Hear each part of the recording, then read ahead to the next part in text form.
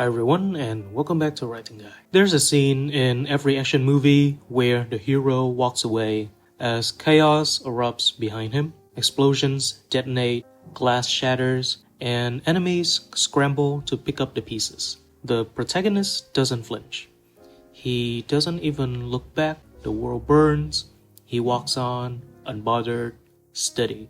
We love this moment, not just for the spectacle, but for what it represents. Unshakable confidence, control, and the courage to leave behind destruction.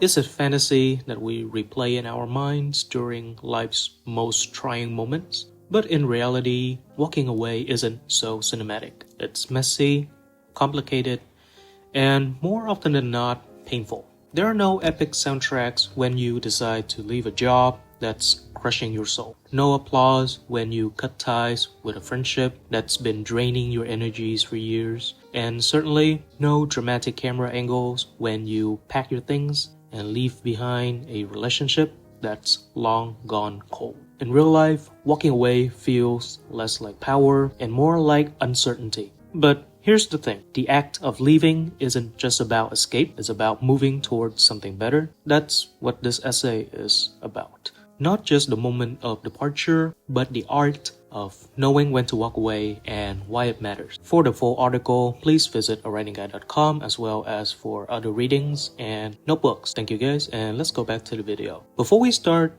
talking about walking away, we need to understand why men stay in places they've clearly outgrown. It's not just inertia, it's cultural, emotional, and deeply personal.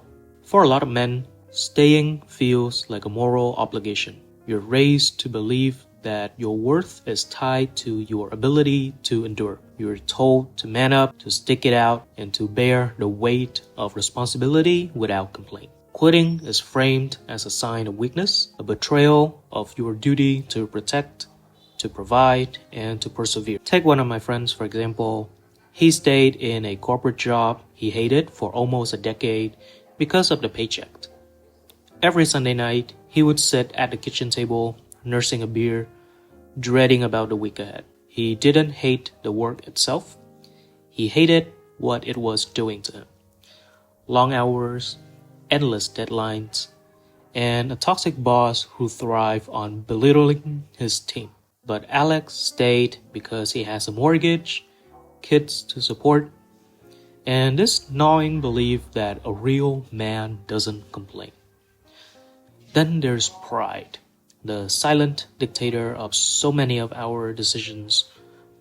Pride tells you that walking away means admitting failure, that it erases all the time, energy, and effort you have invested. This is what kept another friend of mine in a failing relationship. He has proposed to his girlfriend at 29 because it felt like the right time. By 35, they were little more than roommates, coexisting in shared silence. But leaving? That felt like confessing he's made a mistake. So he stayed. Fear also plays its part. Fear of the unknown, fear of judgment, fear of what comes next. For most men, walking away doesn't feel like stepping forward. It feels like free falling into uncertainty. But here's the truth we rarely acknowledge. Staying isn't always noble. Sometimes it's just easier. When you stay in the wrong place for too long, the cost isn't always immediately visible. At first, you convince yourself it's manageable. I'm fine. You tell yourself, I can handle it. And for a while, you can. But over time, the cracks begin to show. You start to feel resentful at the job, at the people around you, even at yourself. You wake up tired, not from lack of sleep, but from the sheer weight of dragging yourself through days that feel meaningless. You snap at your kids for spilling cereal, at your partner for asking simple questions, at the guy who cuts you off in traffic. Worst of all, you start to lose sight of who you are. The version of yourself that dreams, that laughs, that feels alive, becomes buried under obligations you've chosen to carry. I've seen this happen to men who stay in jobs they've outgrown, friendships that have soured, and marriages that have turned into battlegrounds. They don't leave because they think staying is the right thing to do, but staying too long doesn't just steal your time, it steals your soul. Walking away isn't about giving up, it's about choosing yourself. It's about recognizing that staying in the wrong place is costing you more than it's giving you. When you walk away, you reclaim your life. You take back your time, your energy, your freedom. You make room for better things, things that align with who you are and who you want to become. But let's not sugarcoat this. Walking away is hard. It's not supposed to be easy. It requires clarity to recognize what's not working, the courage to face the fear of leaving, and the conviction to see it through. When I left my first serious relationship, it felt like stepping into a void. I was in my early 20s, deeply insecure, terrified of being alone. But the relationship was toxic, and deep down I knew it.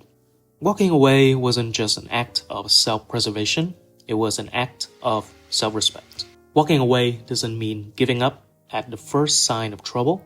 Life is hard, and everything worth having requires effort. But there's a difference between pushing through temporary challenges and staying in a situation that's permanently wrong for you. So, how do you know when it's time to go? Here are some of the questions I've used to figure out what's going on, and I hope it's helpful to you as well. So the first one is it costing you more than it's giving you? Every relationship, job, and commitment involves an exchange. But if you're consistently pouring into something then you're getting back, it's worth reevaluating. Are you staying out of fear? Fear is a terrible decision maker. It's the only reason you're staying because you're afraid of what happens if you leave. And of course, that's a red flag. The next one is, does this align with your values and goals? Life is too short to chase someone else's definition of success. If staying is pulling you further away from your values and goals, it's time to consider a change. Have you done everything you can? Walking away doesn't mean abandoning responsibility. It means recognizing when you've done your part, and it's still not enough. And the last one, are you choosing this or are you settling? There's a difference between making a conscious choice and settling for what's easy. One empowers you and the other diminishes you. So what comes next? Walking away hurts. Even when it's the right decision, it hurts. You'll second guess yourself, replay conversations in your head, and wonder if you made a mistake. I remember quitting my first job after 10 years. It was a prestigious role, one I had fought hard to land. It was smooth sailing at the beginning, but the culture was starting to become toxic, and I felt like a cog in a machine. When I slammed the table and called it quit, my boss smirked and said, "You'll regret this." For the last year, I wondered if he was right. But he wasn't. Pain was part of the process, it's the cost of growth, and as time passes, the pain fades, replaced by freedom, relief, gratitude, and of course the anxiety of trying to figure it out, to stay on my 2 feet, and started to do this for a full time. Walking away isn't just an ending, it's a beginning. It's a chance to rebuild, redefine, and rediscover who you are and what you want. A lot of men stay in the wrong place because they're afraid of regrets. What if I leave and it doesn't get better? They ask. What if I look back and wish I'd stayed? But here's the thing about regret. It's unavoidable. You're going to regret something no matter what you do. You'll regret staying too long, or you regret leaving so soon. No matter what choices you picked, there's always going to be something you have to leave behind. The goal isn't to avoid regrets, is to choose the kind of regret you can live with. Would you rather regret leaving and giving yourself a chance at something better, or staying and never knowing what might have been? Walking away isn't being about cold or ruthless. It's about being intentional. It's about knowing when to hold on and when to let go. It's about choosing yourself, not out of selfishness, but out of respect. So the next time you find yourself clinging to something that no longer serves you, ask yourself this: what's waiting for me on the other side of letting go? And then, when you're ready, take that first step. To end the video, here are some of the questions that I think you might want to use as a reflection prompts. What's one area of my life where I feel stuck? Why am I hesitant to walk away? What am I afraid of losing if I leave behind something that isn't working? Have I stayed in this situation out of pride or fear? How did it affect me? What would my life look like if I chose to walk away from this thing? What's one step I can take today to move closer to the life I want? Walking away isn't easy, and it shouldn't be. But it's one of the most powerful decisions you can make, and sometimes the quietest steps lead to the loudest transformations. Thank you guys for watching, and for more articles, writing resources, and reviews, please check out awritingguy.com.